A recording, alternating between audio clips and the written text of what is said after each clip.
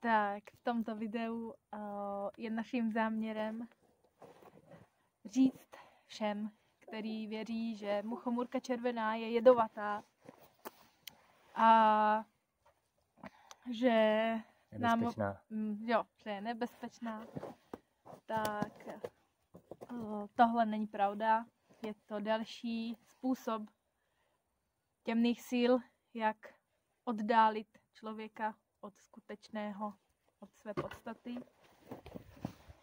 A pomocí muchomůrek se můžeme právě dostat trošku blíž, zpátky ke své podstatě, zpátky k stvoritelu, blíž k přírodě, pociťovat jednotu, ne oddělenost, kterou můžeme pociťovat často v našich životech. Oddělenost od našich blízkých, od našich dětí, nepochopení, spěchání a pomocí mikrodosingu s muchomůrkou červenou můžeme docílit to, že se můžeme dostat trošku blíž a pak samozřejmě žít bez ní. Není naším cílem jíst celý život muchomůrky červené. A tady teď rozhovor s Liborem, který si dal dneska vyšší dávku. Řekla bych, že to je mikrodosing, ale vyšší dávka. Já jsem prostě chuť. Jo, protože se... Chutnala mi, opravdu mě chutná. Tak jsem myslel jsem, že budeme dělat na nečisto, ale pojedeme rovnou. Dobře. Ne. Tak dal jsem si asi 10 gramů zhruba ráno a obvykle nic moc necítím, ale tentokrát teda jsem jasně a zřetelně pocítil schopnost zpřítomnit se několikanásobně intenzivněji než kdykoliv předtím za celý život. A dokázal jsem se napojit na moje 3 syny mnohem líp, na jejich vnímání a na jejich potřeby a na jejich vlastně duši, dá se říct. Očima jsem se dostal až úplně do jádra toho, co chcou, a chápání jejich celé podstaty se prostě tak změnilo, že jsem si řekl, že to budeme muset asi někomu dát říct a dát vědět, aby to zkusil taky, protože to je hodně důležitý. Dokázat vyjádřit lásku jsem dřív vůbec neuměl, ale teďka to pro mě bylo tak jednoduchý a mojí milovaný jsem to řekl úplně s čistým, klidným, jasným, úplně zářivým vědomím. A ta pravda je tak blahodárná, žádný strach z toho, že by se mohlo něco pokazit, když řekne pravdu. To je úžasný. Autentickost? A roztříštit pochybnosti ve své milované, že vás miluje, je nádherný, nebo že vy ji milujete. Říct si to tak jasně, že nemůže pochybovat. To je nádherný pocit. A ten pohled do jejich očí tak až do nekonečna celého vesmíru nechce se to opustit. Když se mě potom na něco zeptala, nebudu říkat otázku, je to intimní, tak jsem mi řekl, promiň, ale já ti na to musím odpovědět jindy. Teďka se nechci z tohohle stavu, z tohohle intenzivně příjemného pocitu vůbec nikam pouštět jinam. K myšlenkám, protože to byla taká silná přítomnost. To je jiná dimenze, z který se nechci prostě dostat nikam jinam, protože je to nejpříjemnější pocit na světě. Pocit lásky. Ano. Milovaní o sobě, ale ta čistá, čírá, bezpodmínečná láska, která miluje i skrz chyby toho druhého, která přijímá, která je oporou, která poskytuje bezpečí, to z té mužské stránky, která je neznámá pro nás ženy, protože jsme to nemohli zažít od našich otců, nebo když mohli, tak zřídka a neznám takového člověka, který by to mohl zažít. Ani my jsme neměli otce, kteří by nás naučili, co je podstata a co je naše předurčení. Vyjadřovat lásku. A Dávat lásku všemu živému. Nezraňovat. Samozřejmě nezabíjet. to je přirozenost pro nás. A postupně se dostáváme dál a dál. Už prostě neublížit vůbec ani trávě. Je to pro někoho směšný. Možná pro někoho extrém, Ale je to tak. ale není potřeba ubližovat, protože nám bylo dáno od počátku vše dokonalé a tím zdrojem jsme právě my, z kterého můžeme čerpat.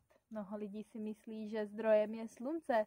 Je nádherné. Já to nemyslím egoisticky. Někdo mi jednou řekl, že no ty seš egoista, myslíš si, že jsi zdrojem. Ale ne, vůbec to je říct, že jsem zdrojem s největší pokorou a láskou.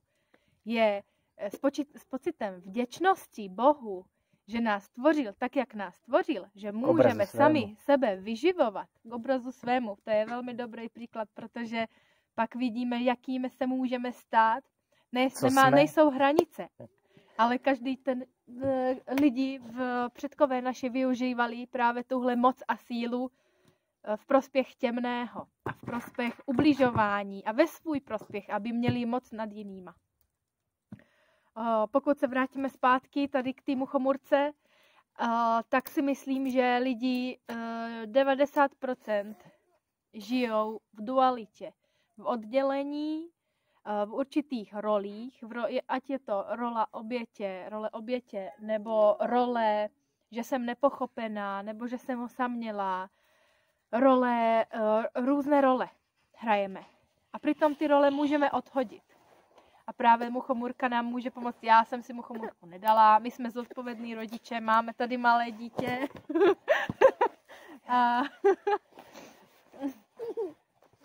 a dokážeme se o ně postarat samozřejmě. Máme 5 dětí, o které se dokážeme postarat. Některé už nepotřebují. No a teda ta muchomurka může pomáhat a být nápomocná v tom, se dostat z toho pocitu, se dostat z toho, z té role obětě. A z toho, že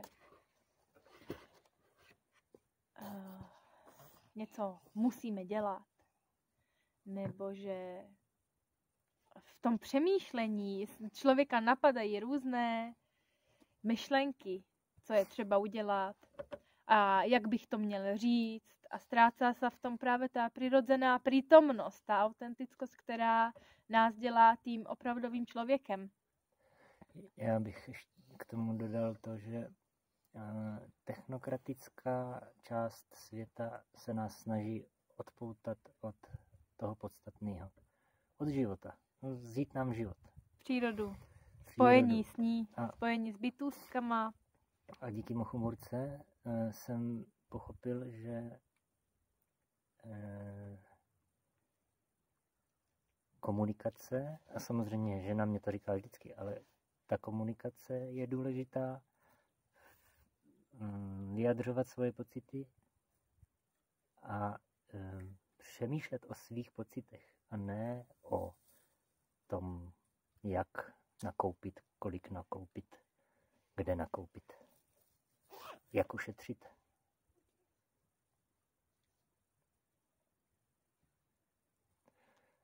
A s muchomurkou to jde mnohem jednodušeji.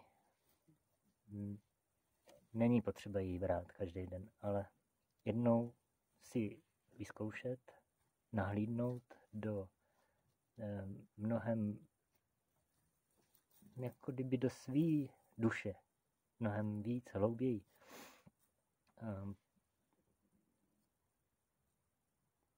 Neuměl jsem vyjádřit nic tak dobře a jasně. Já jim řeknu, že jsme tady. Kluci volej. Až dneska jsem řekl čistou pravdu svý milovaný přímo do očí a tak nádherný pocit jsem nikdy v životě nezažil. A není to žádný sietý, jakože to je droga nějaká, která vám zblbne hlavu, nebo se z ní zblázníte, nebo že naopak zrychlí to myšlení, zrychlí na tak rychlé myšlení, že se zpomalí mluvení. Tímhle videom chceme, aby lidi prestali mít strach. Samozřejmě netreba muchomůrku jíst bez toho, aby jsme ho poznali, bez toho, aby jsme si něco přečetli, aby jsme něco nastudovali, aby jsme si něco zkusili, aby jsme se seznámili s někým, kdo to používá. My jsme měli tu čest se seznámit s několika lidma, kteří si to zkusili, kteří měli osobnou zkušenost, jak to dělat, kolik si toho dát, kolik už je moc. Taky si prešli přes nějakou hranicu, která jim donesla stav, který se jim třeba nelíbil. A v tom případě taky jenom usnete a budete mít sny. Možná nějaký jasnoviděcký sny, nebo prorocký sny. Takže měli jsme tu čest a proto chceme, abyste o tom věděli všichni, aby se tahle věc, tenhle poklad dostal do světla, aby se lidi začali víc probouzet a ty probuzení, aby v tom stavu probuzenosti zotrvávali věčně. Ať jsme blíž a blíž k té přírodě a k Bohu. A myslím si taky, že není potřeba jíst muchomůrku každý den, ale člověk, když si ji dá, já jsem si ji dala, tak se mohla zjistit, že co to je klid, že furt žiju ve stresu, furt naplňuji nějaké potřeby dětí. V dnešní době je už tolik těch informací, respektující výchova, kontaktní výchova, si dělám všechno správně, máme domoškoláky, řešíme spoustu věcí, zdravá strava, všechno, aby bylo fajn. A žijeme ve stresu.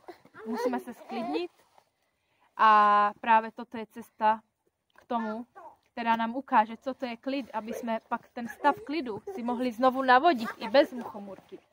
Nebo zdraví jako takový, že jedna paní na ty Rainbow říkala, že to jí každý den už několik let, ale jenom teda ty... Ona jenom jeden nebo dva takové malé kousky, to je 1 gram, bych řekla. No. A jí to stále a... Zdravá imunita absolutně na špičce. Posilněná imunita, jedna věc, pak vyhání parazity. Strava dnešní doby je taká silná, bílé pečivo a to ani nebudu teď rozebírat, co všechno je v dnešní stravě špatně, ale skoro každý druhý člověk má parazity. A tím, jak si dáte muchomůrku a uděláte si třeba měsíční kůru, tak ty parazity vyženete. Cítíte se mnohem líp, cítíte se lehčí. Vaša mysl je čistá, protože od trávení je spojené s našimi myšlenkami a opačně, takže je tam taková ta spojitost. A mně se stávalo, když jsem si dávala muchomůrku dřív, že mi bylo trošku špatně v břichu. A cítila jsem, že jako kdyby se tam něco prostě proti tomu bojuje. A no, to byly ty paraziti. Já mám teda zkušenost i s boreliózou, že borelióza je taky spjatá s parazitmi. A měla jsem obrovský fleky po těle. Naštěstí, děka bohu, už je nemám. A I marihuaně? marihuaně? Ne, ne, vďaka marihuaně, vďaka muchamorke. Už po druhý jsem se spletla. Nevadí.